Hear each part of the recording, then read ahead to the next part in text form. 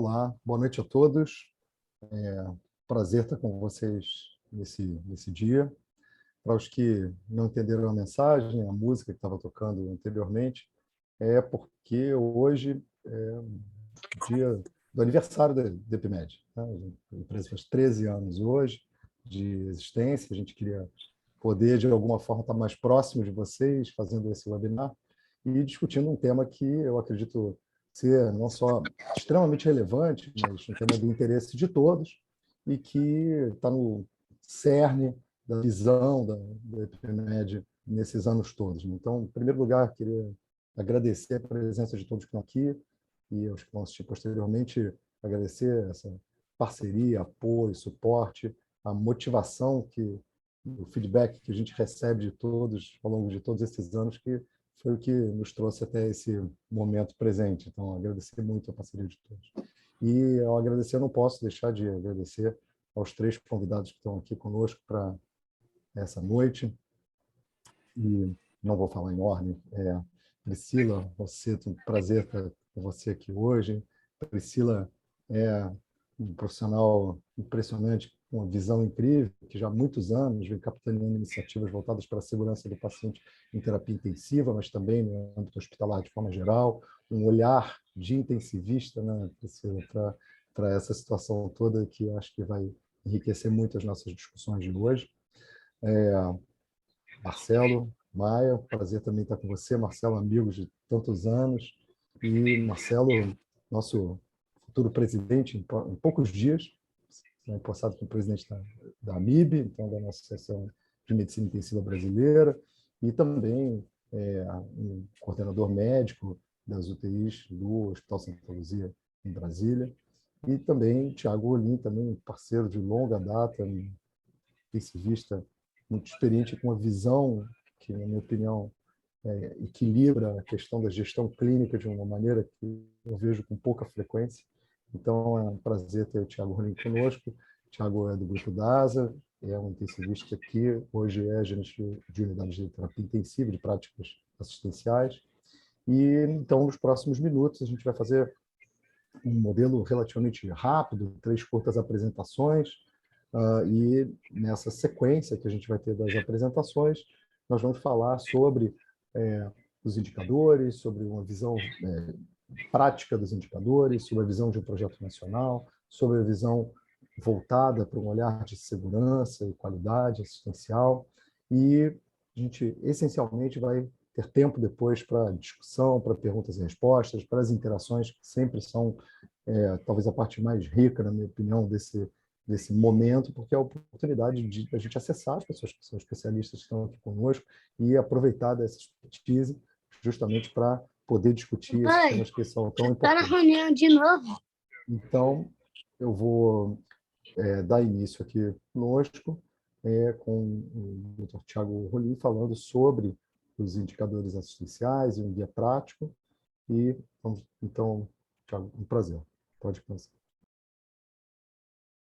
Obrigado, Jorge. Primeiro, boa noite a todos. Obrigado, Jorge, e toda a equipe aí do EPMED pelo convite.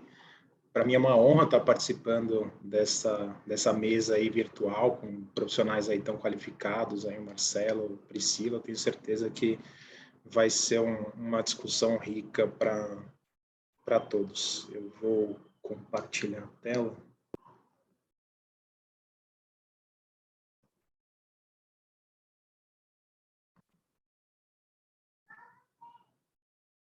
Abriu?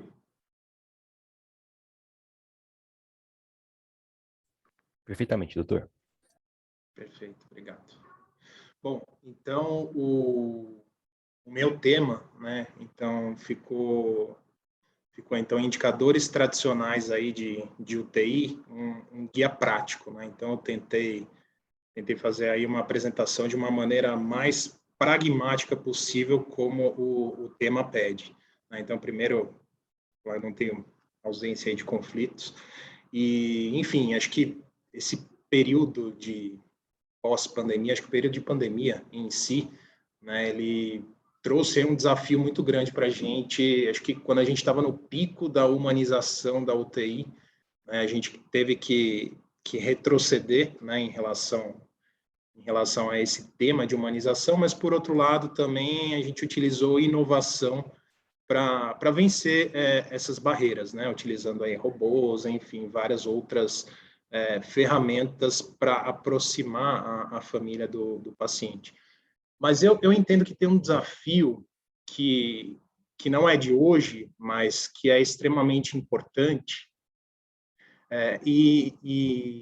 enfim, eu acho que esse desafio ele tem muita relação com aproximar o médico do pensamento científico e analítico, né? Eu entendo que hoje ainda as tomadas de decisão, óbvio que não em todas as vezes, mas em grande parte das vezes, elas ainda são pautadas em fisiologia, em intuição, né? O pensamento intuitivo e plausibilidade. E assim, a gente está cansado de exemplos onde nem sempre a plausibilidade, quando testada, produz efeitos desejados, né? Muitas vezes produz até o oposto, né? Produz efeitos deletérios. E cada dia mais a gente enxerga empresas de saúde utilizando esse conceito do data-driven, né? O data-driven, a empresa guiada por dados, trazendo esse conceito para o centro da estratégia da instituição.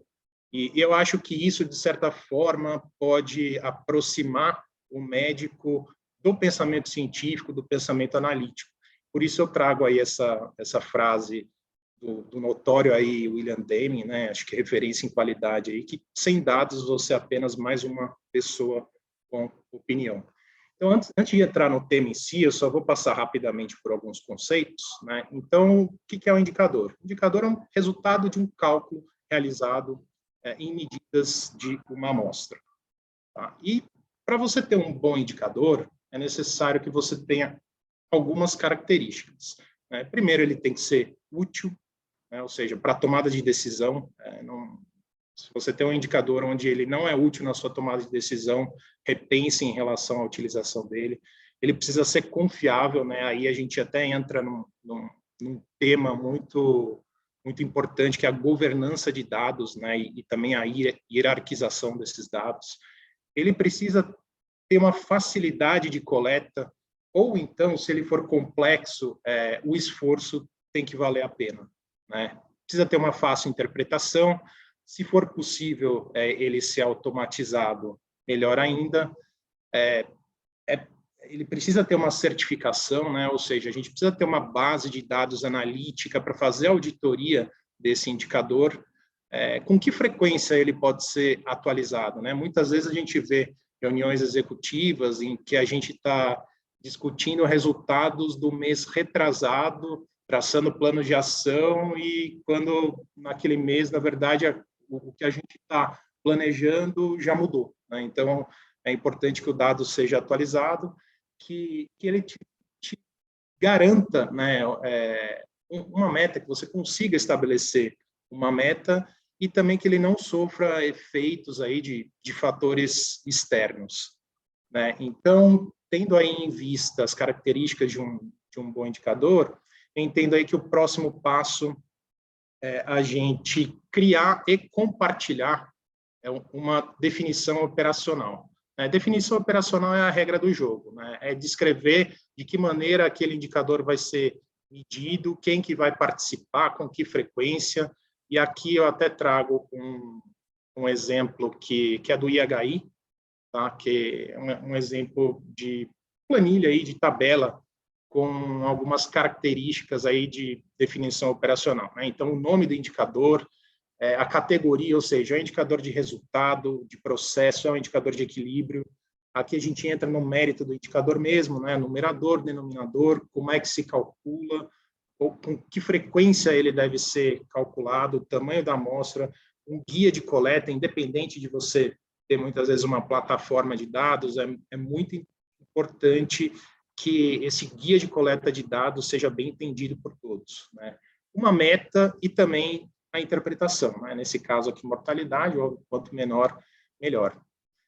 E outro ponto importante é justamente a visão analítica, né? Então, aqui eu trago alguns conceitos do IHI, da ciência da melhoria, para entender um pouquinho como é que a gente entende uma variabilidade justificável, uma variabilidade que não é justificável, uma mudança, né? Então, neste primeiro gráfico, a gente consegue ver aqui, inicialmente, traçando uma média e um ponto acima, né, 6 pontos consecutivos, traçando uma outra média, né, depois de uma elevação importante. Então, isso é considerado como um deslocamento, e aqui a gente tem o conceito de mudança. Tá? Mudança não necessariamente uma melhoria, né? Nem toda mudança gera melhoria. Toda melhoria vem de uma mudança. Então, são conceitos que a gente precisa ficar bem atento. Então, através disso, a gente consegue entender, por exemplo, se uma intervenção trouxe resultado positivo ou negativo, mas isso é fruto de uma intervenção. No segundo caso, no ponto astronômico, quando a gente vê um ponto que é muito discrepante da média, então ele é considerado aí como um ponto astronômico, que na maior parte das vezes vem de uma causa especial, né? Então, vamos supor que você esteja numa UTI que tem um tempo de permanência de 3, em um determinado mês esse tempo de permanência vai para 8, né? Então, dificilmente alguma mudança na prática médica que ocasionou essa mudança, né? Geralmente é um perfil de paciente, é alguma coisa, e a gente consegue mostrar isso porque, passado aí esse determinado mês, esse ponto discrepante, a média volta ao seu ponto aí de steady state, né? E a outra questão é a tendência, né? Tendência é quando você tem aí 6 pontos ou mais consecutivos aí, ou numa ascendência, ou então num descenso, tá? Então, isso a gente considera uma tendência, ainda não tem como a gente inferir que isso foi uma mudança devido a uma intervenção. E aí, o IHI, então, traz esse conceito de definição operacional de melhoria, né? Então, o que é uma melhoria? É um impacto positivo, relevante e duradouro em indicadores do projeto, isso é importante, porque esses indicadores têm que ser pré-determinados, que foram produzidos por mudanças realizadas de forma intencional. Tá? Então, esse é o conceito de melhoria. Agora, indo aí para a gestão da qualidade em si, acho que é impossível não falar de Dona Bedian, né? Acho que a gente ainda utiliza esse modelo, né? E dificilmente vai deixar de utilizar, né? Que leva em conta aí uma tríade aí com 3 domínios, né? Estrutura, processo e desfecho, onde, no caso da UTI, estrutura, a gente avalia estrutura física, estrutura de RH, políticas, recursos assistenciais. Então, tudo isso acaba entrando aí em estrutura. Em processos, a gente avalia a segurança do paciente, boas práticas, e desfecho, efetivamente, nos resultados aí das ações, né? Acho que já é de conhecimento de todos, né? A RDC 7 aqui dispõe aí sobre os requisitos mínimos para o funcionamento de UTI.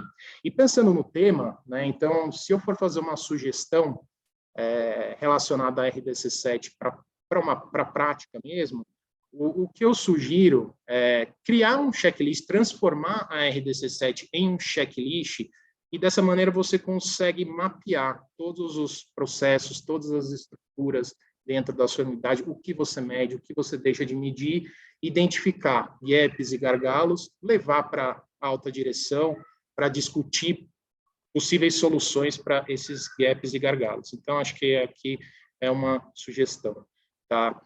A Instrução Normativa 4, então, também é de domínio de todos, né? Ela dispõe aí sobre os indicadores mínimos de uma unidade de terapia intensiva, né?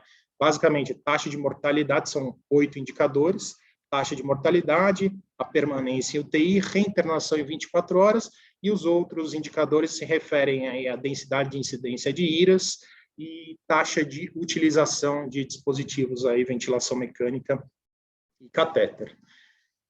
Já a Sociedade Europeia, esse também é um estudo bastante consagrado, né, um paper bastante consagrado. A Sociedade Europeia, através aí de uma força-tarefa, selecionou alguns indicadores de qualidade e segurança que consideravam importantes, utilizando o domínio estrutura, processo e desfecho do Dona Bédia, e todos os indicadores que tinham mais de 90% de consenso, então foram selecionados. Então, a gente tem aí no total 9 indicadores, né? Então, indicadores de estrutura, que basicamente, no nosso caso, seria cumpre com a RDC 7 ou não, né? A disponibilidade de um intensivista, né, 24 horas, no mínimo, aí para uma interconsulta, ter aí um sistema de reporte de evento adverso, a presença aí de um round beira-leito diário, né, isso é de extrema importância, e também aí uma padronização na alta dos pacientes. Além disso, também a análise do SMR, taxa de readmissão em 48 horas, taxa de infecção aí relacionada a catéter e extubações não planejadas, né? Então, esses são os indicadores sugeridos por essa força-tarefa.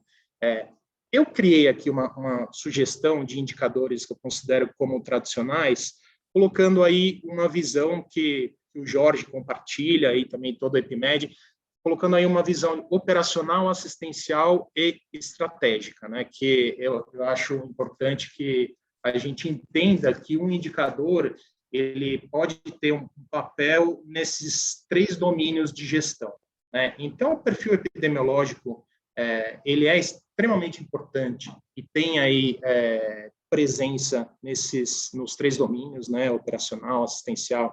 Então, você entender faixa etária, prevalência de doença, sexo, isso te permite criar um case mix e avaliar tanto oportunidades de melhoria do ponto de vista assistencial, ou então elaboração de protocolos, capacitação de equipe aí do ponto de vista operacional, e é estratégico para o hospital, né, para entender qual é o principal cliente do hospital.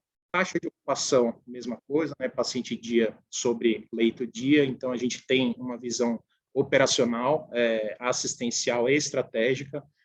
Tempo médio de permanência, ele é mais operacional e estratégico, né? Acho que assistencial ele passa a ser quando a gente compara com um perfil de gravidade, utilização de recursos, né? Tanto o giro de leito também tem um indicador muito mais operacional, né? E o cálculo dele, tempo de permanência, paciente dia sobre o número de saídas. Reinternação, ou seja, quantos pacientes são reinternados no intervalo de 24 ou 48 horas, sobre o número de altas naquele período, também é um indicador operacional, no sentido de você prever ou ter pelo menos uma previsão de número de leitos que você tem disponível na UTI para uma provável readmissão.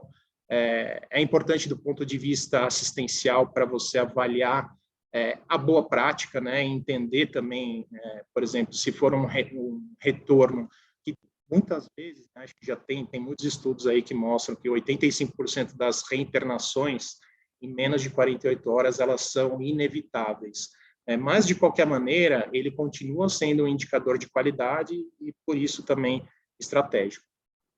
Critérios de internação, importante do ponto de vista operacional também, assistencial e estratégico, e aí os critérios de internação que a gente utiliza são os do CFM, né, prioridade de 1 a 5, e uma maneira de utilizar ele é justamente entendendo o percentual de pacientes que se encontram em uma determinada faixa, né? Então, não existe uma verdade absoluta, mas subentende-se que pacientes de prioridade 4 e 5 não teriam um benefício em UTI.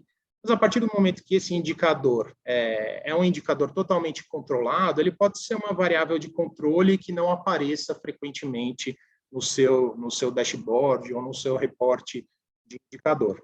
Taxa de utilização de suporte, ele aparece do ponto de vista operacional, com o mesmo raciocínio que o perfil epidemiológico, né?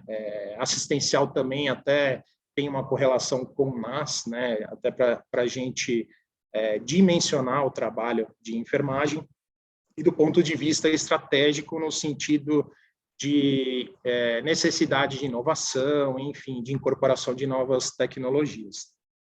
Densidade de IRAs, então a incidência, enfim, o número de eventos de IRAs, né, multiplicado na verdade, dividido pelos pacientes, paciente dia em em risco, né, ou em utilização do dispositivo.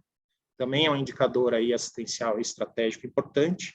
Tempo de ventilação é um indicador operacional e assistencial, e ele tem aí uma correlação interessante com uma boa prática, né? Então, eu consigo correlacionar ele, por exemplo, com protocolos de sedação, né? Se a minha prática está sendo adequada, e até também protocolos de extubação. Né? Quando a gente entra aí no mérito de eficiência, né? SMR e SRU, ele está mais focado aí em assistencial e estratégico. E é importante dizer que quando a gente tem UTIs pequenas, né, UTIs com menos de 70, 60 internações por mês, muitas vezes uma ferramenta importante da gente utilizar são os tercis de gravidade, né, ou então um intervalo maior, para a gente ter o dado mais limpo possível.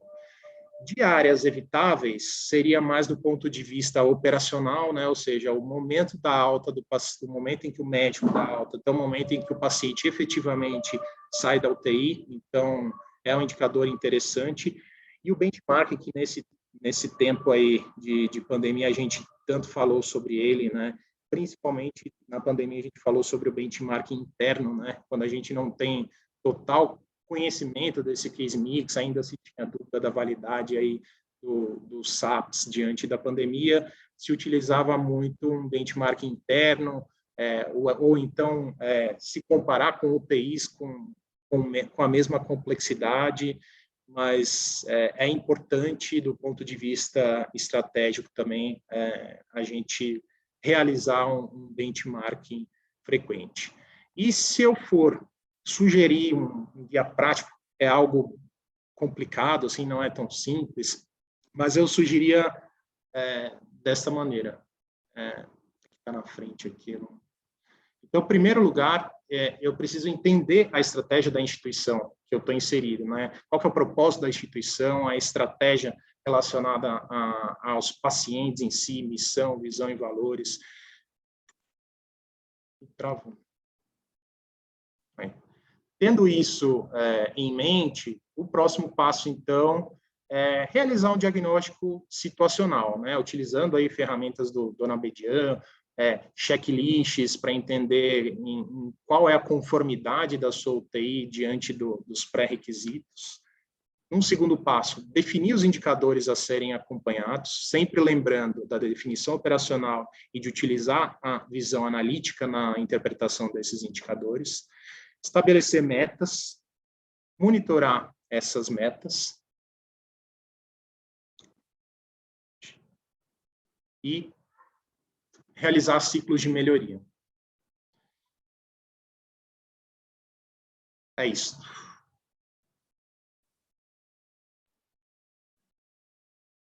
Obrigado, Thiago. Obrigado pela excelente apresentação. Acho que a gente vai deixar as perguntas para o final, porque aí a gente pode ter uma combinação de perguntas e debate, digamos assim. Então, queria convidar a Priscila Rossetto para a sua apresentação. Então, Priscila, 15 minutinhos. Obrigado, Jorge, e parabéns ao IPMED. Muito bom rever vocês, relembrar os velhos tempos. E uma vez de UTI, sempre UTI, né? Eu posso sair da UTI, mas a UTI não sai de mim. Bom, falar um pouquinho dos indicadores de qualidade e segurança em UTI. Eu juro que eu não combinei com o Thiago, mas a gente pensar que o contexto da UTI tem que trazer uma coisa que a gente faz e muitas vezes a gente confunde. Eu quis trazer um chart. Renato trabalha muito com essas comparações gráficas e eu acho importante. O ambiente de UTI é um ambiente complexo e a gente às vezes torna ele um ambiente complicado, criando um monte de interfaces, um monte de informações que não agregam valor. E o Thiago falou bastante isso, né? Selecionar aquilo que a gente vai medir, aquilo que a gente vai direcionar para avaliação, né? Pensar que a complexidade, aqui a gente está trazendo o nado de um cardume, a complexidade de sistemas tem um desenho que é muito simples. E se a gente levasse isso a sério no dia a dia das nossas operações, a gente deixaria de ter tantos transtornos como a gente tem aí do lado direito, essa geringonça para alimentar um paciente. pensar que os nossos pacientes sofrem de uma questão que no nosso dia a dia a gente muitas vezes não se importa, mas a gente deveria pensar muitas vezes nisso, quanto a gente não pensa quando precisa ir a um hospital, é à noite, é no final de semana, e a gente introjecta no dia a dia e a gente suporta variações de cuidado. E o que a gente acaba sustentando na terapia intensiva como muito resultado, né, como o Tiago bem colocou, né, lá na saída, né, como indicador de resultado desse processo, são simplesmente variações de cuidado que a gente sustentou ao longo do processo. E eu gosto muito, o Lucas usa bastante esse termo, né? É um termo cunhado aí da Doutora aviação. Priscila, Oi? por favor, Oi? colocar no modo da apresentação, por gentileza. Nossa, para mim está. Deixa eu tirar e voltar de novo. Veja se agora foi. Foi? Acho que não, você tem que clicar no modo de apresentação. A gente está vendo os slides abertos na barra lateral. E para mim aparece a apresentação. Vamos de novo.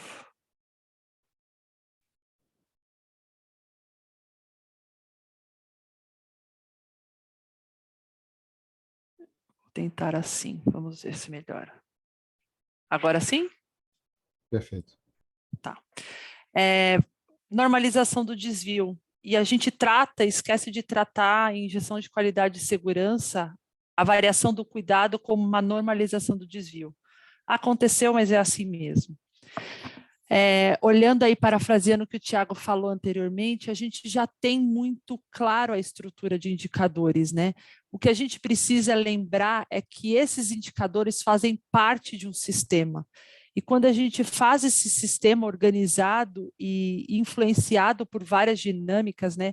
A gente vê uma pressão externa por resultado de satisfação desse paciente dentro da UTI, a gente vê uma interface por custo, a gente vê interface por grandes outros olhares dentro da terapia intensiva. A gente não pode esquecer que a gente tem aí linhas de serviço, né, do paciente crítico que são torneadas e sofrem esses fatores contribuintes de vários pilares, né? Então, como bem trouxe o Tiago, a gente está olhando o custo, está olhando interfaces que qualquer mexida que eu dê pode interferir no resultado de qualidade assistencial. Se a gente olhar o maior impacto de qualidade assistencial nos indicadores do dia a dia das terapias intensivas, e se a gente transferir isso, não tem muita relação aí com diferentes perfis da terapia intensiva, se eu estou falando da adulto, pediátrica, neonatal, a gente sofre por falta de padronização, medição, os cuidados de pacientes críticos sendo tratados como não diferenciado por populações especiais, e a gente não tem um delineamento dessa população, né? E isso traz para nós, de novo, um olhar de aspecto de qualidade e segurança que impacta nas decisões de cuidado. E quando eu olho como prática assistencial, o que isso influencia no cuidado, definir quem é, como o Tiago colocou, né? Quem é esse agente, quem é esse paciente, ter isso muito bem delimitado, vai tornear como a minha assistência vai ser colocada. Eu quis trazer esse chart do trabalho desenvolvido com o mesmo perfil de indicadores para salientar 4 opções importantes para a gente lembrar dos indicadores, e aqui eu vou olhar só os indicadores de qualidade e segurança, mas a gente precisa ter a garantia que eu estou olhando indicadores que sejam úteis, viáveis e confiáveis. E a gente, hoje em dia, a gente muitas vezes não tem esse olhar de confiabilidade de dados, né?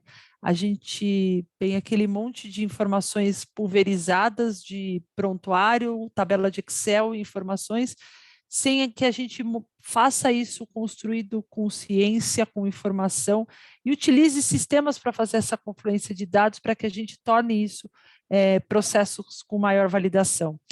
olhar sempre o desempenho atual para a tomada de decisão. Quando o Tiago fala, a gente olha lá para trás, né? A gente olha para 30 dias para trás, e aí a gente já quer prever o futuro e a gente fica nesse limbo, né? O que está acontecendo agora, eu não estou olhando, né? Porque hoje eu estou preocupado em responder o que aconteceu ontem, e hoje eu estou preocupado com o que vai acontecer amanhã, né? O que está acontecendo hoje normalmente não é visto.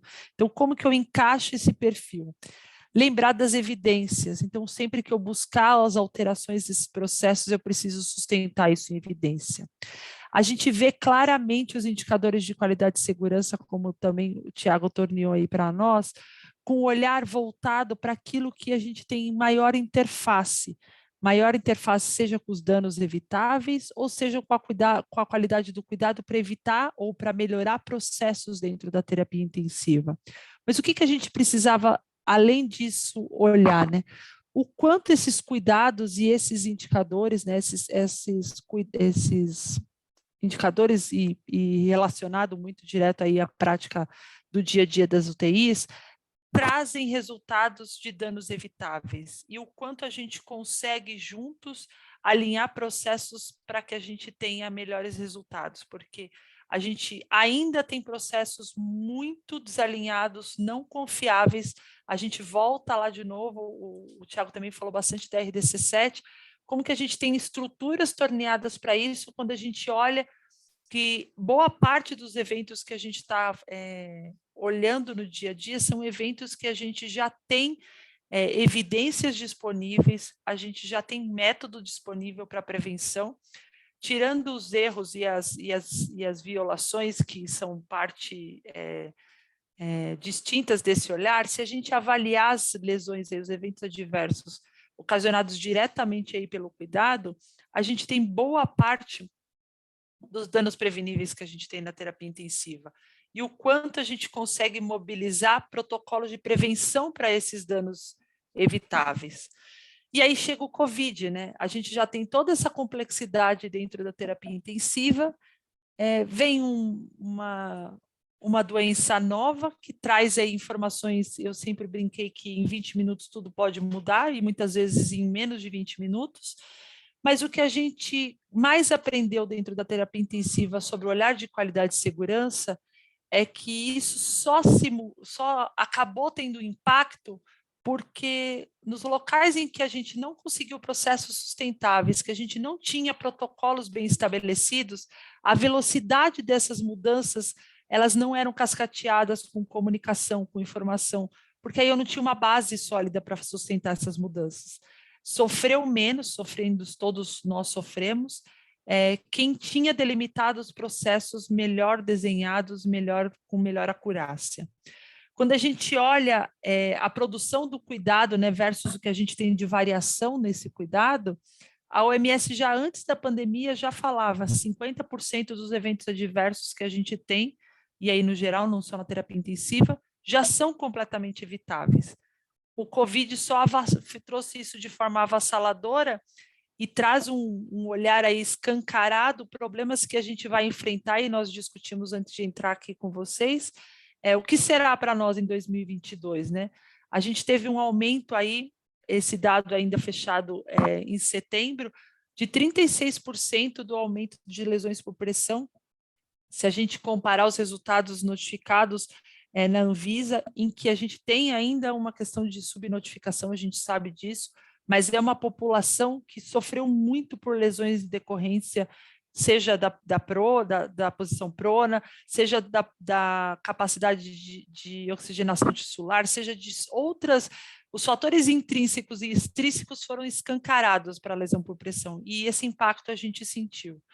O atraso de diagnóstico e tratamento por represamento é um impacto de qualidade e segurança que a gente vai ver diretamente, e já está vendo em muitos atrasos, principalmente aí de cirurgias e de diagnósticos, principalmente oncológicos, que ficaram aí nesse tempo passado, e as infecções relacionadas à assistência.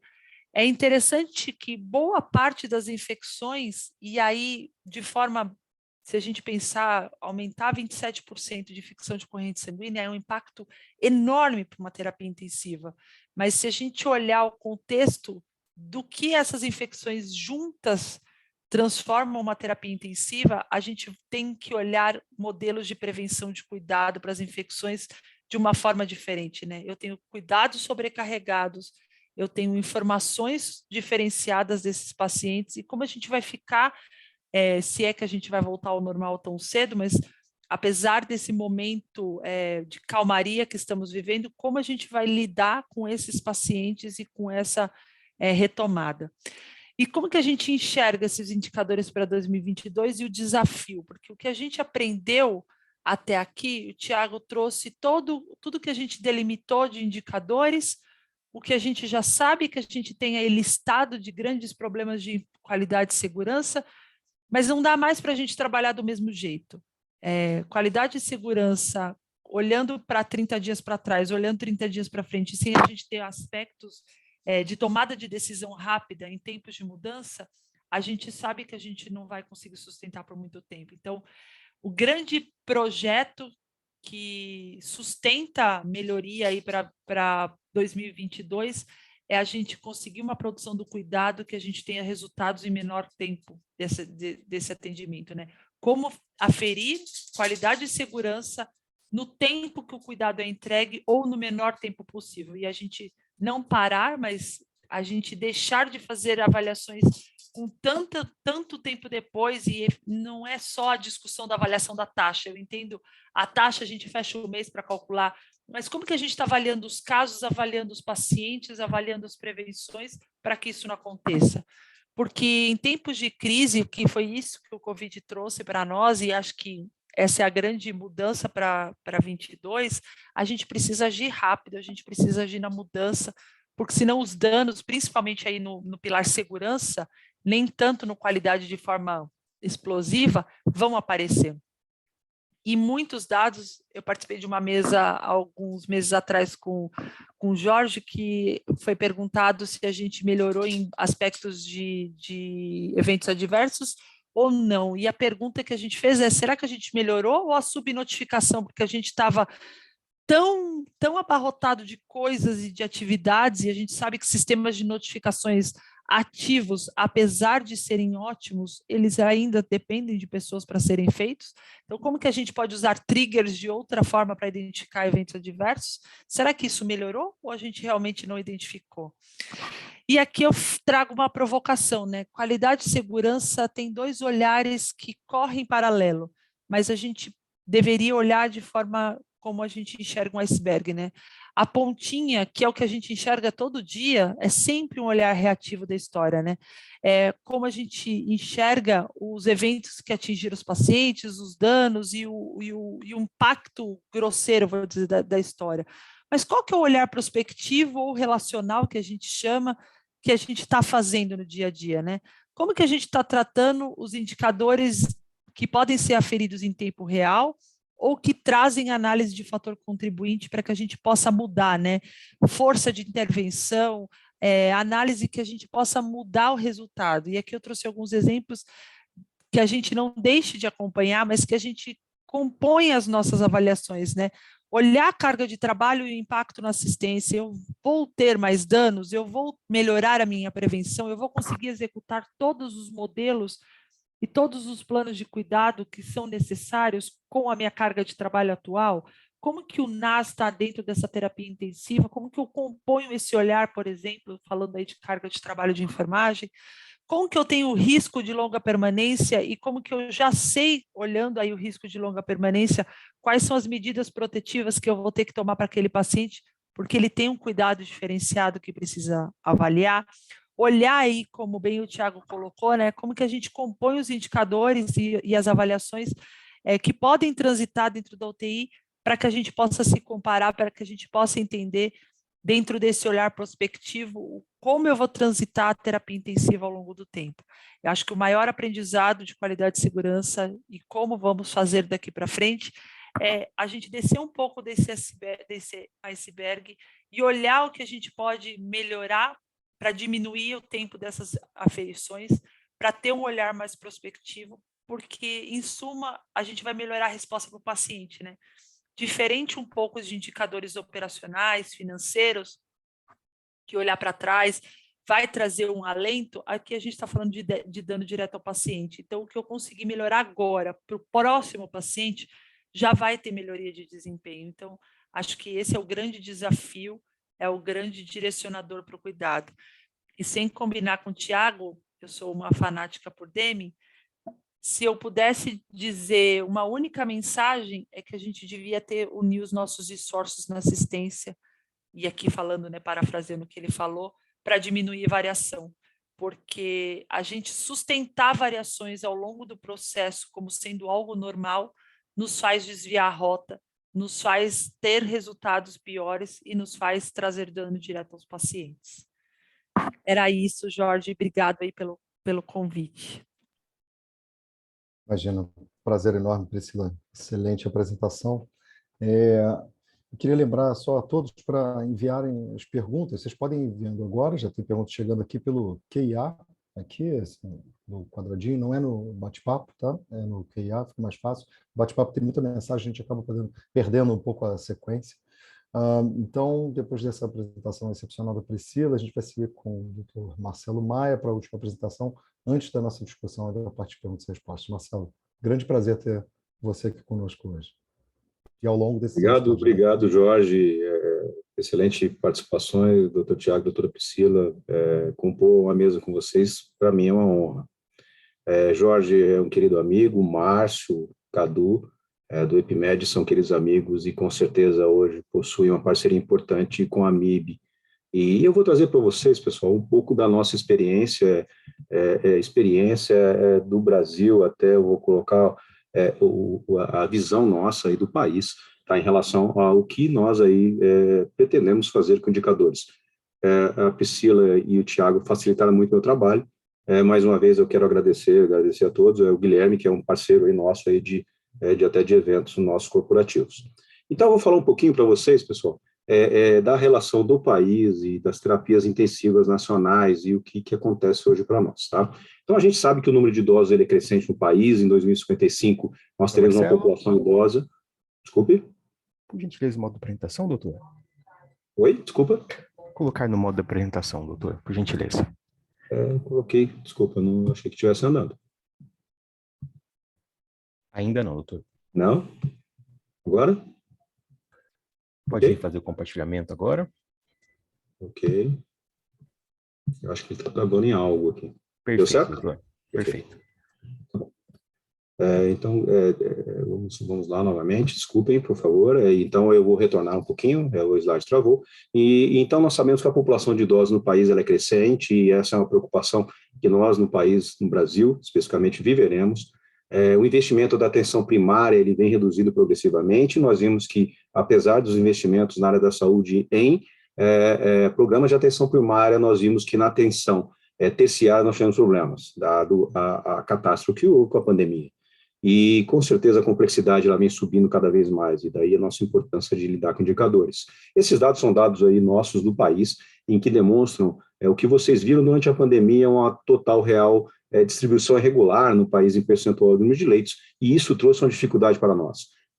Já em projeções do Ministério da Saúde realizadas desde o ano passado, nós sabíamos que nós teríamos um grande problema na catástrofe que foi a pandemia, e a distribuição de regiões. Seria São Paulo epicentro, Rio de Janeiro proximidade de grandes centros, estados do Nordeste com pouca capacitação de leitos, e estados do Norte com a mínima capacitação de leitos. E a região sul do país, ela próximo de outros países, e dado a migração populacional e o frio estabelece, foi a última região atingida pela pandemia.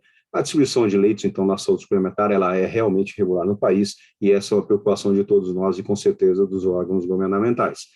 Quando nós analisamos performance, vários métodos já foram citados pelo Tiago e pela Priscila, e os pacientes em terapia intensiva eles são submetidos sempre a danos, lembrem sempre isso. Se um paciente ele vai para a terapia intensiva, ele vai sofrer uma série de invasões. E nessa própria natureza, os pacientes são críticos, e esses danos eles podem ser catastróficos e atuar de forma importante no desempenho. Os profissionais da saúde têm, com certeza, responsabilidade sobre isso. O impacto financeiro das terapias intensivas ela é um impacto de forma importante em qualquer orçamento, seja unidade pública ou privada, e essa expectativa de crescente de uma população idosa, ela vai trazer para nós, com certeza, impactos financeiros na saúde. Então, esse é um dado americano, em que nós já vimos há muito tempo atrás, que o quantitativo de número de leitos, ele foi crescendo no decorrer dos anos. Isso vai se representar em vários países. E quando eu fiz esse slide, para vocês terem ideia, foi uma apresentação prévia à pandemia, e eu falei nessa apresentação há 2 anos atrás sobre catástrofes, e nós vivenciamos uma catástrofe e uma distribuição de leitos irregulares mesmo em países europeus.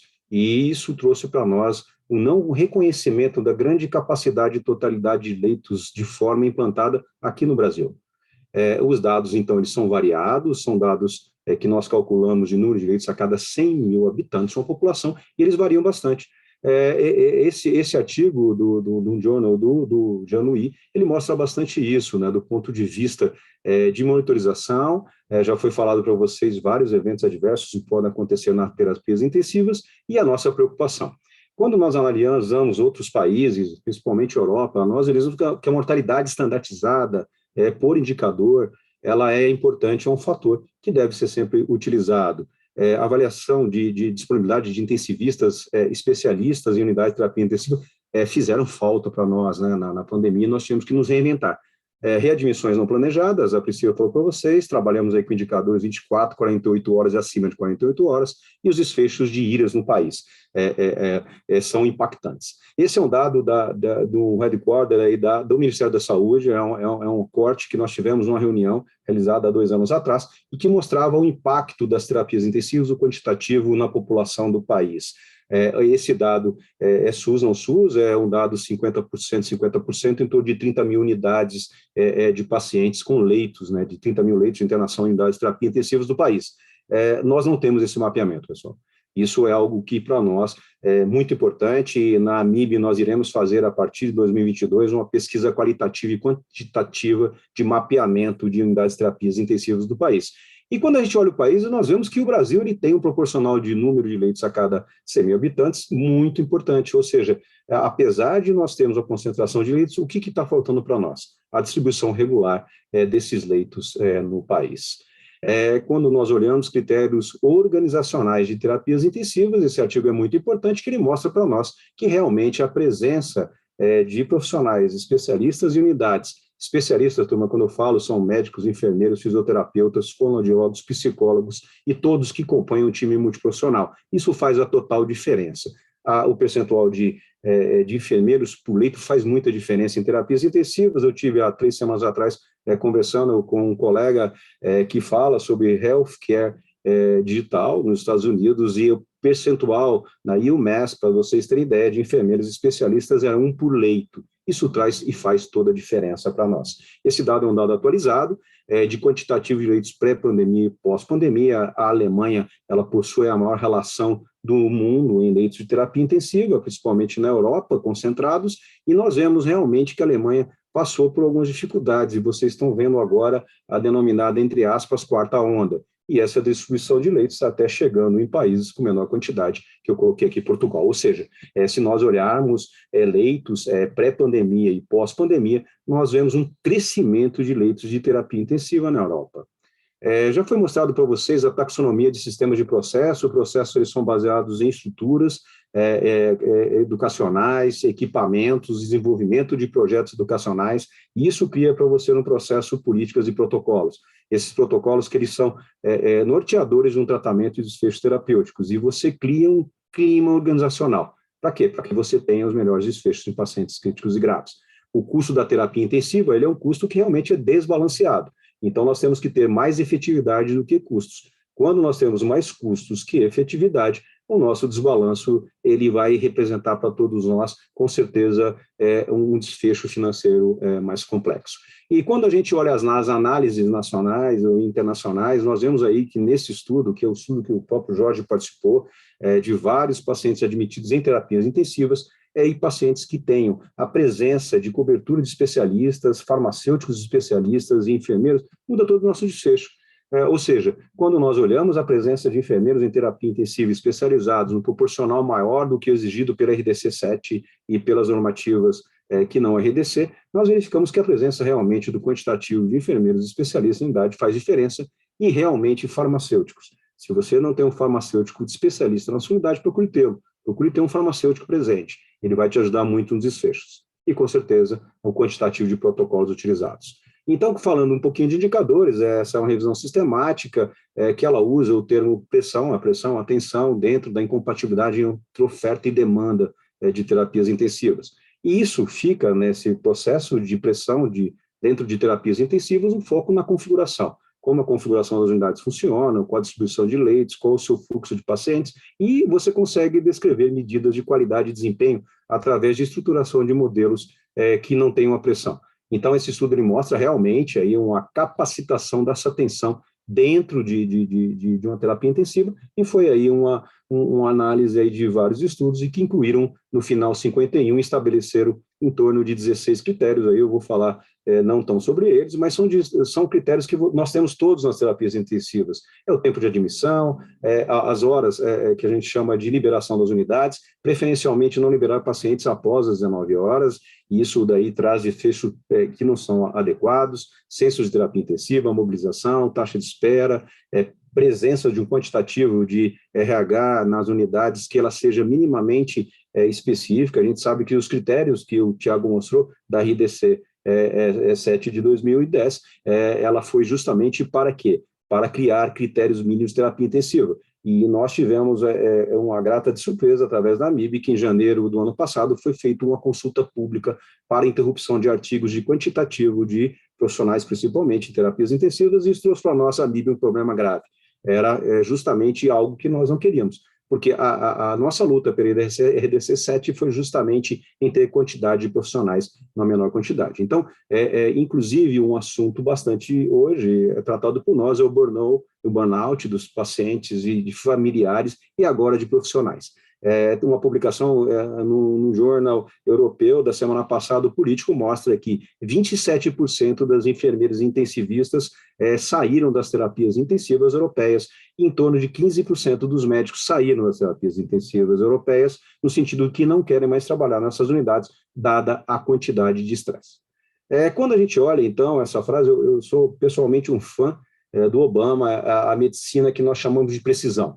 A UTI do futuro ela é baseada em vários sistemas, que são sistemas que vão envolver, com certeza, Big Data, várias simulações, integração de sistemas. Hoje nós já vivemos um mundo que é um mundo digital, e, com certeza, compartilhamento de informações através desse mundo digital, baseado em grandes bancos de dados na tomada de decisão nossa. Outro estudo retrospectivo no Emirado Árabe, que mostra a identificação de fatores de risco de mortalidade intra-hospitalar. Quando a gente olha, esses estudos são focados em pneumonia, os estudos, a maioria deles são em pneumonia. Pneumonia são desfechos que são desfechos mais favoravelmente factíveis de prognósticos. Nós participamos junto com a Agência Nacional de Vigilância Sanitária, eu e Eduardo Cérvulo, da Unifesp, na conformação do diagnóstico de pacientes com pneumonia associada à ventilação mecânica do país. E nós sabemos que os critérios pré- e pós-pandemia, eles são diferentes. Isso está no documento da Anvisa, nós estamos agora revisando esse documento. Então, scores, aqui ainda se utilizou aqui o Apache 2, um desbalanço que nós vimos de relação de neutrófilos, linfócitos, DHL, PCR, admissão de pacientes provenientes da enfermaria. Esses estudos ainda são bastante incipientes, somente em pacientes sobreviventes, não sobreviventes, desbalançados, né?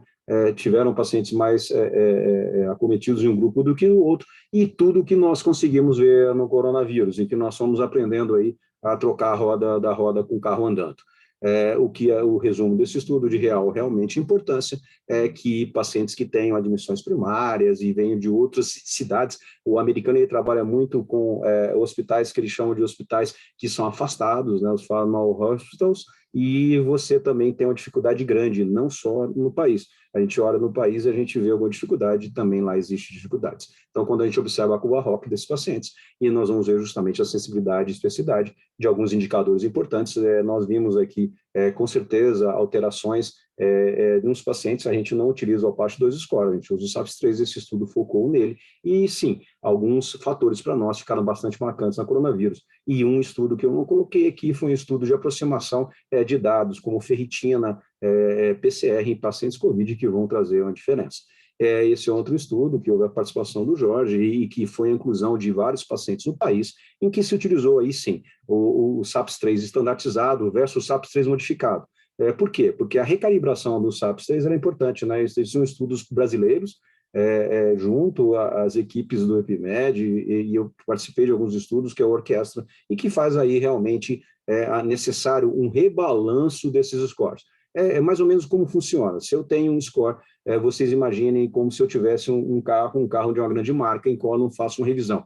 E eu tenho um carro de uma grande marca que eu faço uma revisão. Só que qual que é a similaridade? Esses carros têm 20 anos cada um, e o que eu não fiz uma revisão, não vou ter que ficar trocando peças se esse carro ele vai parar, e que eu faço uma revisão constante, esse carro continua funcionando muito bem. O score, ele funciona dessa maneira, ou seja, ele necessita de recalibrações, e que mostra a real importância dele. Então, quando a gente recalibra scores, a gente entende que os desfechos podem ser diferentes. E a COVID mostrou isso bem para nós, que um score que não for recalibrado, ele traz diferença em desfechos.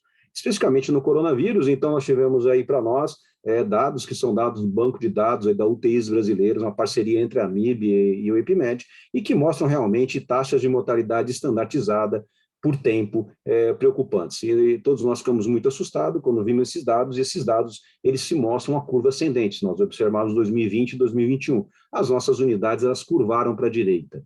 Foram períodos difíceis do ano passado, e esse ano, em março e abril, bem difícil. Então, quando você analisa mortalidade na terapia intensiva, você usar somente percentuais, você vai estar, com certeza, subestimando ou hiperestimando a sua mortalidade. Você está no seu overrange ou underrange, você não está no normal range, quer dizer, você não está no seu dado normal, e você precisa de algo para criar um benchmark. O tempo de internação e permanência nas terapias intensivas, eu brinco que ele curvou para a direita. Quando nós analisamos dados, eu vou mostrar uma experiência nossa.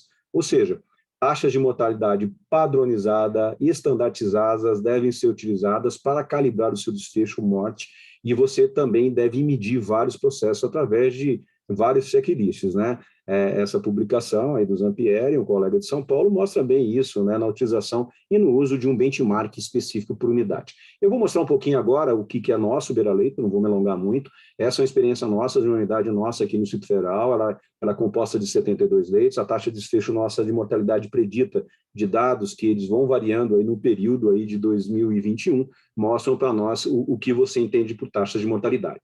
A gente utiliza muito para calibração score SOFA, SOFA score, lembrando que é um score de falência orgânica múltipla utilizado em sepsis, que nós customizamos para a terapia intensiva. E esse é um indicador que nós conseguimos fazer com ele com frequência diária. O SAPS-3, como o Apache 2, são indicadores de desfechos de comparação de unidades utilizados há muitos anos atrás para que você tenha taxa de desfecho na UTI nas 24 horas e 0 segundo. Ele é realizado somente de uma vez única, tá? Nós temos scores que são compatíveis com o hospital privado, taxa do SOFA também não é elevada, e nós vamos analisando esses desfechos dia a dia.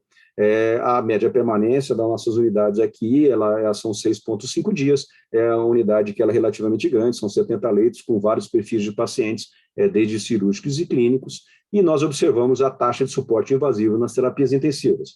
Se analisarmos somente desfechos de unidade de Covid, nós chegamos a ter sequencialmente mais de 20 pacientes ventilados em unidades nossas, com taxas na Covid que eram preocupantes para todos nós que estávamos acostumados a lidar com SDRA, com SARA grave. E nós vimos um desfecho completamente diferente nas nossas unidades. Quando a gente mapeia, essa é um dado bastante interessante, que é a nossa matriz de eficiência. Isso é muito importante. Se vocês olharem esses 4 quadrantes, o quadrante superior direito e inferior direito são unidades que têm uma performance não tão melhores, não tão desejadas. O que é isso? Se nós olharmos na vertical do nosso gráfico, nós vamos verificar a nossa taxa de utilização de recurso padrão, que corresponde a todo recurso que você utiliza para a média permanência de um paciente na terapia intensiva, e quando nós olhamos o horizontal, nós vemos a taxa de mortalidade padrão, que é a taxa de mortalidade customizada por scores dentro da sua unidade. Então, qual que é a nossa preferência? Onde vocês estão vendo esses 4 diamantes aí impactantes em taxa de unidades, desculpa, agora são 5, né? de unidades nossas, e que nós deveremos estar desejavelmente nesse quadrante inferior esquerdo. Essa é a nossa objetivação. Quando você analisa dados por dado, indicador, você faz uma matriz de risco da sua unidade. Isso é importante que você entenda que a matriz de risco ela serve para identificar em percentual total de gravidade quais são os indicadores desejáveis na sua unidade e qual é a tratabilidade que você deve tê-los. Por exemplo, a primeira nossa, erro na identificação de paciente, é um critério mínimo de certificações de qualidade, e que você coloca uma matriz vermelha ali, sua de risco, e você entende que você tem que trabalhar muito esse indicador, e você vai estabelecendo uma mensuração métrica para cada indicador, e cada uma delas você tem que trabalhar dentro da sua unidade. Foi falado um pouquinho para vocês, nós trabalhamos com unidade de negócio, que é o Balance Scorecard, com os Key Performance Indicators. O que é isso? Você estabelece uma série de 4 indicadores principais, com perspectivas que vão econômico-financeira, perspectiva cliente-mercado, perspectiva processo interno, e para vocês uma perspectiva de aprendizado e crescimento. Você estabelece um peso para esse indicador, você faz um KPI para esse indicador e você estabelece metas. E essas metas são transformadas em metas e scores. E você desejavelmente tem que ficar no número acima de 90%. Esse período aí nós não tivemos, e são indicadores que eles são avaliados mensalmente, e são discutidos mensalmente, e os objetivos e metas de vários indicadores. Tá? Então, o indicador, quando você analisa só indicador dedicado à saúde, você tem que identificar o indicador dedicado à saúde financeira do seu negócio e o que o seu cliente interno ele está, do ponto de vista, entendendo de aprendizado, ou seja, isso é importante na criação de indicadores. Esse é um indicador que nós temos especificamente numa unidade nossa aqui, de Brasília, nós chamamos indicador de desempenho. Esse indicador de desempenho ele avalia 10 indicadores que são eventos adversos na verdade. Esse indicador foi criado por nós em 2015 e nós estabelecemos uma meta de 90%. São esses 10 indicadores que vocês estão vendo em tela, e esse é um indicador para nós que ele avalia desempenho e desfechos adversos paciente a paciente. Nós temos uma média internacional nas unidades de 340 a 350 pacientes mês, com a taxa de giro e ocupação em 95%. Bom, então eu vou terminando a minha apresentação, o bate-papo, como o Jorge colocou, que é super importante, então eu deixo essa mensagem para vocês, que terapia intensiva ela possui custo elevado, a eficácia racional de gasto deve ser sempre implantada, todos os recursos, pessoal, são finitos, então a melhor desfecho ele depende de um recurso bem aplicado. A disponibilidade de leito, como eu falei para vocês, ela pode ser desproporcional, e nós temos que usar racionalmente a distribuição de leitos dentro da sua unidade. Para vocês terem ideia, a data do meio do ano passado, a AMIB liberou um documento de ciência dos senhores em que nós devíamos alocar recursos humanos no país, porque estava sendo utilizado na cidade do Rio de Janeiro a escolha de Sofia. Existiam naquele momento 470 pacientes em terapias intensivas, em unidade de emergência do estado, da cidade do Rio de Janeiro, e nós não tínhamos leito de UTIs para esses pacientes. A distribuição desses leitos era também irregular em unidades principalmente públicas da cidade do Rio de Janeiro, e foi muito difícil para os profissionais da saúde identificar quem eles deveriam enviar e quem eles deveriam admitir na terapia intensiva. Então a MIB trabalhou na liberação desse documento. A atuação de equipe multisocial, não vou repetir, esse vai ser uma marca específica da gestão nossa, 2022-2023, é multiprofissional. Multiprofissional são todos profissionais. Eu nem me vejo falando, sabe, olha, o médico e os outros profissionais da equipe de saúde, não me vejo falando assim, isso não vai ser nossa fala. Profissionais são todos multiprofissionais, todos que trabalham na terapia intensiva. E as UTIs, elas precisam ter realmente linhas de cuidados, como eu preciso para vocês, e essa interação multiprofissional e família, é isso que faz desfecho de qualidade percebida dos nossos clientes. Então, essa visão, passo novamente, de desfechos multiprofissionais será muito importante na busca aí para nós, todos nós. Nós nos reinventamos na pandemia, nos tornamos resilientes e temos que criar empatia. É muito simples, é só você deitar no leito e você olhar para o seu profissional que está te atendendo, está te acolhendo numa terapia intensiva, você vai entender muito bem a ideia do que é ser um paciente, do que é ser uma família numa terapia intensiva. Mais uma vez, Jorge, obrigado pelo convite, obrigado a toda a equipe do EpiMed, nós estamos à disposição para bater um papo que eu acho que é super importante para nós. Obrigado. Olá, Marcelo, muito obrigado. Vou chamar de volta todos, pedir para todos habilitarem câmera e áudio. Tiago, Priscila. Obrigado, as apresentações foram excepcionais, eu tenho certeza que a gente vai ter bastante discussão, estamos recebendo aí vários elogios aqui pelo chat, e eu queria continuar recebendo perguntas também pelo chat, para a gente poder discutir. vou começar com as perguntas que foram feitas aqui. A primeira pergunta é a pergunta do José Aires Araújo Neto. Ele fez uma pergunta bem interessante. Em resumo, o que ele coloca é que existem hoje muitas escalas de funcionalidade dos pacientes, né, que se mede antes da entrada na terapia intensiva, né, a gente no próprio EpiMed, mas também nos estudos clínicos que nós fizemos no Brasil, nós mostramos, por exemplo, que performance status e fragilidade pré-internação hospitalar na interação índex da terapia intensiva estão associados a piores desfechos dos pacientes. E existem também vários estudos que mostram que a funcionalidade pós-terapia intensiva desses pacientes ela pode estar comprometida, né? Muitas vezes existe um gap, um delta entre a funcionalidade da entrada e a funcionalidade de saída, porque o paciente perde um pouco de capacidade funcional por complicações adquiridas na UTI, internações longas, miopatia, fraqueza muscular adquirida na UTI, uma série de fatores. Então, a pergunta do José Aires para a gente é a opinião de vocês sobre a viabilidade de monitorar esses indicadores, monitorar indicadores relacionados à perda de capacidade funcional e a capacidade de identificação de indicadores que seriam ligados à prevenção deles, ou seja, se a gente tem como ter alguma coisa de processo de desfecho ligado a essa situação específica. Então, vou pedir uma respostinha rápida de cada um, que eu acho que a pergunta merece. Eu posso começar? Pode começar, Thiago, por favor. Primeiro, eu acho que excelente pergunta. Existe até uma revisão do Derek Angus com o Prescott, né, que coloca pacientes em recuperação de sepse, né, basicamente tem 3 estratégias, né, que é o cuidado precoce de alta qualidade, o manejo de sedação, dor e analgesia, e a terceira estratégia justamente é a mobilização precoce.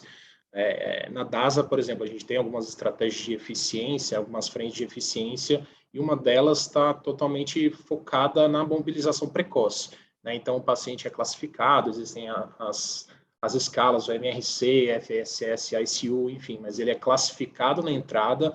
A princípio, a gente parte do pressuposto que todo paciente é candidato à mobilização precoce, e aí coloca as contraindicações justamente para estimular que eles saiam do leito, até os pacientes em ventilação mecânica, em algumas condições, é óbvio que não são todos que vão sair do leito, mas existe algum grau de mobilização. Então, existe essa estratégia que estimula a mobilização e acompanha tanto a adesão do paciente à mobilização, ou da equipe profissional à adesão, porque isso é importante também, precisa ter uma equipe qualificada, treinada, né? A quantidade de eventos adversos muitas vezes pode aumentar, então isso é algo que precisa ser monitorado, e justamente como ele falou, ter essa avaliação pré e pós, né, é extremamente importante, e acho que é super plausível a gente acompanhar e viável a gente acompanhar dentro de uma equipe multidisciplinar. Acho que incluindo isso como meta dentro do time, né? Você colocou bem de trazer isso para dentro da reunião multi, de trazer isso para o safety huddle, de trazer isso para informações que a gente possa compartilhar do time como prevenção de danos. Acho que esse é um ponto importante da discussão. Perfeito. Jorge, eu vou declarar meu conflito de interesse com o José Aires, nós somos amigos de mais de 20 anos. José Aires na hora, físio, não tem como não lembrar da pessoa. Super. O Zé é um forte entendedor de mobilização precoce em unidades nossas, com certeza bom, o Zé vai ser o membro futuro aí do departamento nosso Fisioterapia da MIB 22-23. Zé, com certeza, você sabe bem disso, a mobilização precoce e as alterações neuromusculares provenientes do paciente séptico, elas são bastante evidentes para todos nós, com várias publicações. A intervenção fisioterápica dentro desses pacientes de terapia intensiva na reabilitação precoce, talvez ela tenha sido uma real importância nesses pacientes de terapia intensiva, dado a quantidade de oxidação, uso de opioides nesses pacientes críticos e graves, acometidos pela CIRAG grave da coronavírus. E isso foi um marcante para todos nós. As nossas taxas de ventilação mecânica, elas procuram e tendem a ser mais baixas, as nossas estratégias, elas têm que ser bem definidas, e todas elas são mensuráveis, e a troca, né, de análogo sedação e utilização, eu pessoalmente, não sou defensor do uso do bloqueador muscular de forma contínua, em forma intermitente, porque nós sabemos das alterações associadas à análogo sedação. A migração rápida desse suporte de análogo sedação para drogas de metabolização rápida e suspensão de bloqueadores musculares fez a diferença para nós. E o que fazia a diferença? A mobilização precoce dos pacientes. Esses pacientes eles saem realmente com alterações motoras graves. O Zé, olha, é um real entendedor disso. Nós possuímos indicadores de reabilitação precoce em pacientes de terapia intensiva, que eles são super importantes. E fizeram diferença para todos esses pacientes acometidos aí pela sepse viral.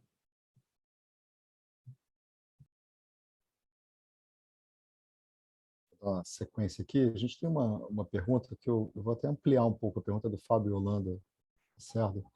E a pergunta é sobre, na verdade, se para a melhor avaliação em tempo real dos indicadores, se a gente deveria se preocupar com as questões de interoperabilidade, de integração de sistemas, né? E qual é a visão contemporânea sobre isso. Eu vou acrescentar um ponto que eu acho importante a essa pergunta, que é como é que a gente escolhe os indicadores que efetivamente valem a pena ser monitorados em tempo real e o que a gente tem que olhar, mesmo que num olhar retrospectivo, mas de curto prazo, ou, digamos assim, mesmo que retrospectivo extremamente atualizado, né? Como é que a gente faz essa diferenciação? Priscila, você quer começar? Eu acho que a gente poderia transitar, e acho que esse é um exercício que a gente tem que refazer sempre, aquilo que a gente olha na composição, né? Então, quando eu vou tomar decisão baseado na taxa, em informações que são compostas por informações que eu preciso de massa de dados, eu vou tomar as informações compiladas. Mas as informações que eu preciso tomar por decisões que sejam mais curtas, mais viáveis, então a gente está falando de não adesão ao protocolo, a definição de uma infecção. Quando eu sei que o paciente fechou um critério de uma infecção de corrente sanguínea, eu não sei a hora que ele fechou lá no mês, né, e esperou 30 dias. Eu sei a hora que chegou a cultura positiva, a CCH fechou o critério, e eu já tenho esse dado como voltar, né? O que a gente tem dificuldade hoje, eu acho, nessa decisão, é que a gente, por muitas vezes, acaba trabalhando com os dois viés, né? Eu tenho que trabalhar o dado em tempo real e eu tenho que trabalhar o dado. Então, eu sempre gosto de falar que a ponta deveria se preocupar e ter a informação e ter a discussão do dado da pessoa, né? Então, é isso um pouco do que o Tiago trouxe, né? Quando a gente olha a ciência de melhoria para grandes mudanças, eu preciso conhecer as informações das áreas. E se eu ficar esperando grandes taxas para fazer as mudanças, vai ficar difícil. Mas o gestor, para tomada de decisão, ele precisa desse olhar maior, né? Então, eu sempre brinco que é o olhar retrospectivo junto com o olhar prospectivo.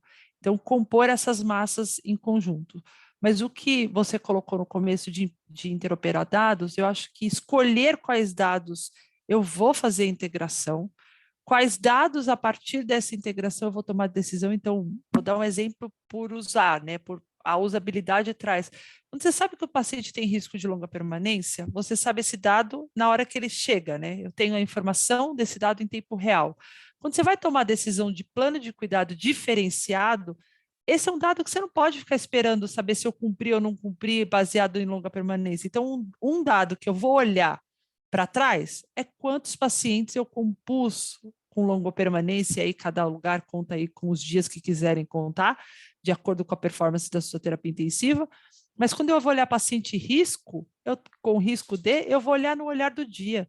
Então, acho que compor esses resultados juntos é o que faz a diferença. E aí, se eu puder fazer integração de dados e interoperar dados, para cada vez vai ser melhor. Muito bom. Mais algum comentário, Tiago? Jorge, só um detalhe importante, nós temos, pessoal, isso aí nós vamos fazer um chamamento a todos vocês. A rede EpiMed, tá, Jorge? Vou usar no compliance aí, a rede EpiMed, ela possui, com a parceria com a AMIB, e nós temos a plataforma UTIs Brasileiras. A plataforma UTIs Brasileiras, ela possui um formato que é um formato free, que todas as UTIs podem entrar dentro, se cadastrar e ter os indicadores mínimos exigíveis para a funcionalidade com qualidade de uma terapia intensiva. E isso eu sugiro a todos vocês que façam. É o que a Priscila colocou. Avaliações robustas realizadas semanalmente, discussões principalmente de IRAs com desfechos que eles podem comprometer a sua unidade, elas devem ser feitas semanalmente. Ao olhar seu retrospectivo, ele vai gerar para você, dos seus dados de qualidade, as suas ações prospectivas. Aonde nós estamos errando? Você roda o seu PDSA, você tem que entender onde está a fragilidade do seu processo. Aí, entendendo a sua fragilidade, sabendo números, você vai saber como você poder melhorar a sua unidade. Eu me lembro muito, já vários anos atrás, que nós possuímos poucos dados. Então, nós ficávamos sempre falando, olha, a minha UTI é melhor que a sua, a minha UTI não tem desfechos, nós trabalhamos muito bem. Aí, quando você olha o indicador bruto, igual eu apresentei para vocês, taxa de mortalidade, que ele não é um indicador para ser um indicador mensurado na UTI, para correção futura, você se perde. Então, você tem que ter os dados mínimos, sim, Priscila, concordo contigo aí, que são os dados importantes para você poder estabelecer processo de melhorias. E olha, pessoal, de novo, hein, chamamento para todos, UTIs brasileiros, projeto nosso, tá? AMIB, EPIMED, o cadastramento, ele é free, você não precisa pagar nada, você vai começar a controlar a sua unidade, você vai conseguir ter dados. Eu sugiro que vocês fortemente façam para quem não tem essa plataforma de integração de dados. Deixa eu pegar o gancho aqui do Marcelo, porque tem uma pergunta seguinte, e aí o Thiago pode começar respondendo a anterior junto com essa. A pergunta seguinte, basicamente, vou tentar resumir, uma pergunta bem longa, é também sobre a formação do profissional e o treinamento do profissional na sua capacidade de interpretação de dados, né? Estou fazendo aqui uma livre interpretação da pergunta aqui do Silvio Futre Júnior, que sempre está nos nossos webinars aí participando, e o ponto dele é que a gente tem alguns problemas. A gente tem um mundo de dados não estruturados que dificultam a interoperabilidade, é um fato. Quando esses dados são estruturados, ou quando esses dados entram e chegam e passam por uma plataforma de analytics robusta, muitas vezes as pessoas que pilotam esses dados para a tomada de decisão, para análise, seja operacional, assistencial, estratégica, não tem necessariamente a formação específica para isso, né? Então, a pergunta dele, eu queria começar com o Thiago respondendo, principalmente o perfil dele de visão de ciência de melhoria, etc. Como é que você vê esse alinhamento desses problemas e quais são as potenciais soluções para essa situação? Então, Thiago, essa pergunta é fácil para você. Bem fácil. Não, mas enfim, complexa, mas muito pertinente, né? Eu acho que, assim, em primeiro lugar, a gente precisa ter o entendimento que a tecnologia é um meio que vem para facilitar. Então, quando a gente fala em, por exemplo, em input de dados, eu tenho que entender que existe uma integração de prontuário eletrônico com plataforma, né? Mas muitas vezes esse dado, ele precisa ser, o input desse dado precisa ser feito por um profissional em algumas vezes, né? Então, a gente precisa ter a preocupação de que este dado, o input do dado, ele seja feito de uma maneira em que não altere a rotina assistencial, né? Então, muitas vezes, que esse dado seja retirado do próprio, por exemplo, de um template de evolução e não criar um campo específico para colocar dado, porque é andragogia, né? Quando andragogia é o estudo assim, como você desperta no adulto o ensino, e é através do propósito, né? Então, não tem como a gente colocar para uma pessoa que existe um quadradinho ali, uma função que não tem nada a ver com o que ele faz, mas ele vai precisar colocar o dado lá para gerar o indicador. Então, eu acho que esse é o primeiro desafio, né? Acho que isso precisa fazer parte da rotina do profissional.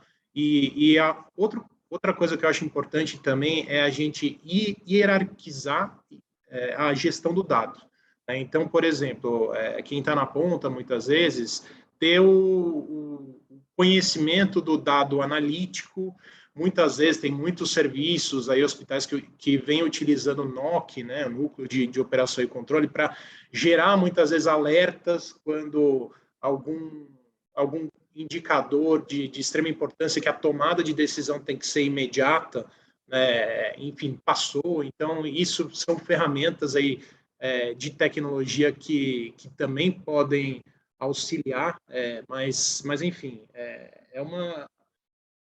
acho que é algo muito complexo, mas que tem que partir desse pressuposto, né, que a rotina assistencial ela precisa ser mantida e o dado precisa vir naturalmente para uma plataforma. Acho que esse é o maior desafio.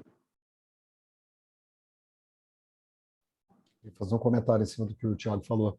Eu acho que a gente experimentou uma transição importante, modificação importante do papel do intensivista ao longo dos últimos anos na sua rotina, né, de trabalho. Se eu for lembrar, quando eu terminei minha residência médica, que não foi há tanto tempo, mas foi no século passado, o intensivista que coordenava uma UTI, a função gerencial dele era fazer as escalas, né? Escalas de plantão e as escalas de férias. E hoje existe uma queixa generalizada, e eu acho que é legítima, de que o chefe de uma UTI passa 90% do tempo em reunião, porque ele tem uma carga administrativa burocrática que é muito maior. Mas eu acho que existe um ponto no meio do caminho que talvez seja um equilíbrio interessante. Eu acho que essa mudança de cultura, que forçosamente, né, pela mudança de perfil de gestão dos hospitais e das terapias intensivas brasileiras aconteceu nos últimos anos, também familiarizou muito os intensivistas com aspectos ligados à gestão. O que eu acho que é importante agora, né, o Thiago colocou muito bem na fala dele, é que as pessoas entendam o propósito, a razão de determinadas ações que são realizadas em nome de aspectos ligados à gestão, seja para gestão assistencial, seja mesmo gestão operacional, e para que isso passe a fazer sentido para alguém que tem um perfil mais assistencial, para que ele entenda que existe uma convergência entre a visão de gestão clínica, gestão de indicadores, gestão de processos e o resultado assistencial do que ele faz todos os dias para cada um dos pacientes. Enquanto essa visão está dissociada, eu acho que existe um muro que divide aquele médico assistencial que vê o paciente e aquele que trata da gestão. E a gente precisa quebrar esse muro trazendo a importância e o quanto a inter-relação, né, quanto um desses aspectos impacta no outro, né? Então, acho que esse ponto é importante. Eu acho que a questão da pandemia, dentre seus muitos legados, né, a despeito de toda a tragédia, eu acho que ela trouxe uma valorização dos dados, ela trouxe uma valorização da importância da informação para a tomada de decisão operacional, mas também para a tomada de decisão assistencial, de que conhecer seu resultado assistencial era importante para você se situar e entender se você estava fazendo aquilo direito ou não, porque em algum momento ninguém sabia muito bem se aquela mortalidade dos seus pacientes em ventilação mecânica com Covid na sua terapia intensiva, ela era adequada ou não. Então, mas a gente só passou a saber isso com os dados. Mas a gente sabia disso antes dos nossos pacientes com sepsis, a gente sabia isso antes dos nossos pacientes em pós-operatório de cirurgia cardíaca, ou aquele paciente que internava com AVC isquêmico. Algumas pessoas sabiam e outras não. E a importância e o impacto é o mesmo, né, no planejamento, organização e funcionamento otimizado de uma terapia intensiva. Então, acho que a gente tem que tentar tornar mais palatável para as pessoas que trabalham na parte assistencial e clínica a questão dos indicadores. Eu acho que a gente não deve ter isso em silos, né? Quanto mais fechado, isso na verdade vai afastar mais um do outro. E a gente sabe que é a convergência desses dois lados, o assistencial e a gestão clínica, que vai ser responsável não só pelos melhores resultados clínicos dos pacientes, mas por ter UTIs mais eficientes. Acho que essa é a minha opinião. Eu queria ouvir rapidamente o comentário de vocês. Jorge, assim, só agradecer o carinho. Eu acabei de ver duas entradas de dois colegas, um colega do Norte, Augusto César, lá de Belém, e a Débora Feijó, lá do Sul. Perfeito. Poxa, vocês estão conseguindo integrar Norte e Sul do país, e com colegas de alta qualidade técnica. Jorge, com certeza, Thiago e Priscila sabem disso, você tem que ter um indicador. Quando eu mostrei aquela tabela do BSC, que é um Balance Scorecard, um indicador seu, que ele é plausível e ele é viável. Não adianta eu ter uma série de indicadores, olhar para aquilo e não saber o que está acontecendo, eu não saber analisar um dado e não traçar uma estratégia. A ideia do indicador, todos os dois, né, tanto a Priscila quanto o Thiago mostraram, é um indicador que você tem uma meta e ela tem que ser plausível e visível. E nós, aí, como gestores, temos que fazer chegar à ponta. Olha, não é fácil, viu, gente? Eu entendo bem a dificuldade de todos, tá? A gente trabalha num sistema robusto aqui na unidade nossa, e às vezes é difícil chegar à ponta, sim, tá? Tem colegas experientes que têm noções de indicadores, supervisores por unidades, e às vezes a gente não vê o colega da ponta identificar isso como uma real importância, porque a real importância para ele é o atendimento do paciente, o desfecho, e se você falar com ele, olha, o nosso indicador de reinternação precoce é menor que 24 horas, ele está muito elevado. Nós tivemos aí mais de 10% de reinternação em 24 horas, aquilo para ele não vai se tornar um dado mensurável. para nós é real importância, porque é a nossa alta que ela não foi feita da maneira correta, o nosso atendimento extra-terapia intensiva não foi o melhor, que fez com que esse paciente retornasse. E para nós gestores isso é muito importante, e às vezes a ponta ela tem uma dificuldade de ver isso, e nós temos que traduzir, né, para a ponta de todos os nossos colegas o que é a real magnitude de um indicador como esse para nós. Né? Se nós falamos, olha, o indicador 24 horas ele está ok, o meu menor 48 horas não está muito bom, e o maior 48 horas, olha, ele está ótimo. Isso para nós aí que somos gestores vai ser muito fácil entendível essa linguagem, mas para o colega beira-leito ele tem outras importâncias para ele que não esses indicadores. Então nós temos que indicadores que eles sejam realmente metas, que elas sejam entendidas pela ponta e que a gente rode de novo, nosso PDSA em todo esse indicador que nós temos e para poder chegar de uma maneira mais, vamos dizer assim, palatável à ponta.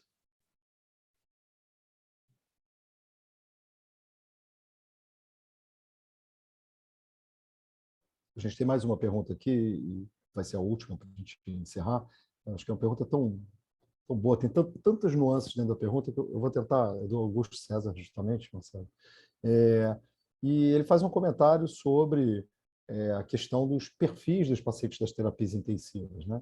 Ele fala que as faixas etárias são cada vez mais elevadas e que isso é um desafio para a avaliação dos indicadores de qualidade, porque uma justificativa comum é que o resultado é ruim, estou inferindo aqui pelo que ele fala, porque o perfil de pacientes é de pacientes crônicos, pacientes idosos, etc. Então, a pergunta dele é um pouquinho como é que a gente trabalha esse tipo de situação e efetivamente consegue avaliar os nossos resultados, seja no contexto local, seja no contexto comparativo. Então, acho que a gente tem mais um minutinho assim, para cada um para a gente poder encerrar. Vamos começar pela Priscila?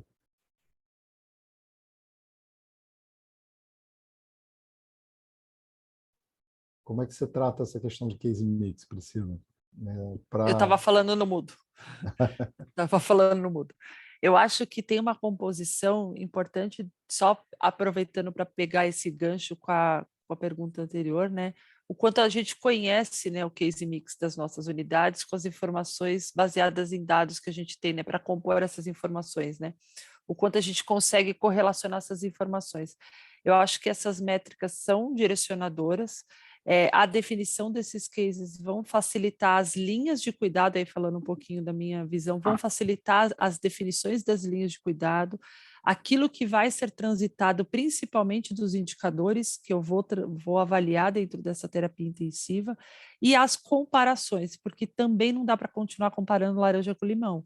Então, quando o Thiago fala do Bent, é muito importante a gente ter essa sinalização, né?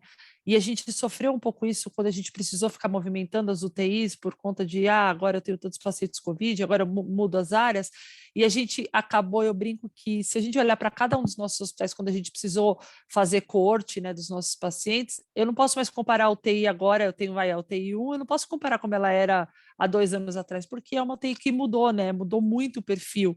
E essas avaliações precisam estar bem dispostas para a gente ter o dado, porque eu sempre brinco que as pessoas adoram bater no dado, né?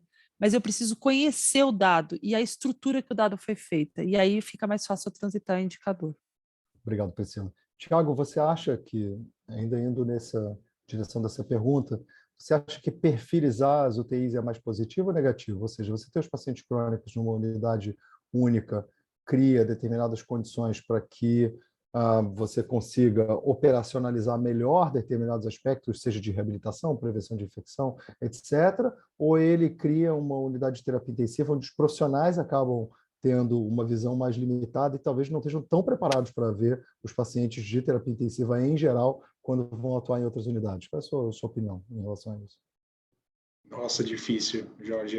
Sinceramente, eu não tenho uma opinião formada em relação a isso, até porque assim, não existe muita evidência em relação a desfecho de UTIs perfilizadas, mas assim, de uma certa maneira, eu acho que assim, você perfilizar uma UTI, muitas vezes, como você disse, o modelo mental do médico pode levar a um viés cognitivo e muitas vezes aquela UTI de pacientes crônicos ser entendida como algo negativo, né? Mas eu acho que o problema aí ele não tá nem na questão da UTI, ele vem antes da UTI, né? Aí vem uma questão, vai mais aí numa questão de mudança de conceito em saúde, que entra aí até num conceito de VBHC que cada vez se fala mais.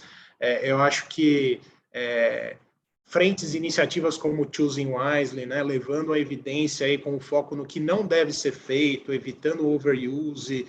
E eu acho que assim, o problema está mais antes, né? Muitas vezes, acho que nunca foi tão importante a gente desenvolver habilidades não técnicas, né? Soft skills aí, como dar um feedback, como ter uma comunicação difícil, justamente para evitar essa situação, né? Porque um paciente que não tem benefício em UTI, naturalmente, a gente não vai ter bons indicadores, né? Então, eu acho que é isso. O problema, ele vem antes, né? A gente tem que resolver antes de vir para a UTI. Porque quando está na UTI, a questão realmente vai focar na qualidade, e aí tem um papel muito importante da equipe de cuidados paliativos em relação a isso, para promover o melhor cuidado, né? Ninguém está falando aqui em limitar suporte de paciente crônico, não é isso.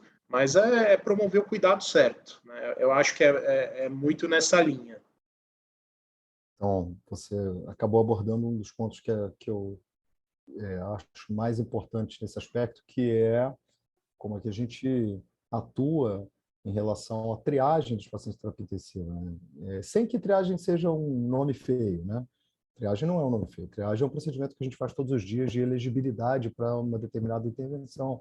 E não é quem vai ficar do lado de fora porque não tem vaga ou uma decisão. Não.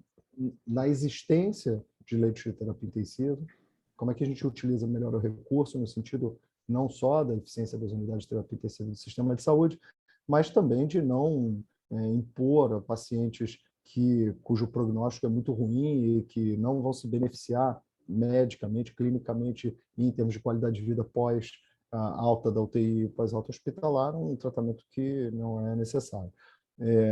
Marcelo, para finalizar, 30 segundinhos de cada um, só a última mensagem, assim, que a gente já meio que estourou o tempo, mas se vocês puderem, uma mensagem de cada um. É super importante essa hora, só lembrando em relação à idade, tá? Eu não vou ficar tecendo, o Thiago e a Priscila já falaram muito bem.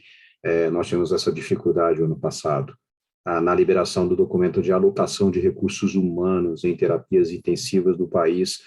Nós passamos debruçados, principalmente com a Laura Kretzer de Santa Catarina, fazendo esse documento, e um primeiro momento, a idade, ela fazia parte de um score que nós criamos para admissões em terapias intensivas, dado a real dificuldade de leitos. E esse score, no início, nós colocamos idade, depois nós tiramos, pessoal.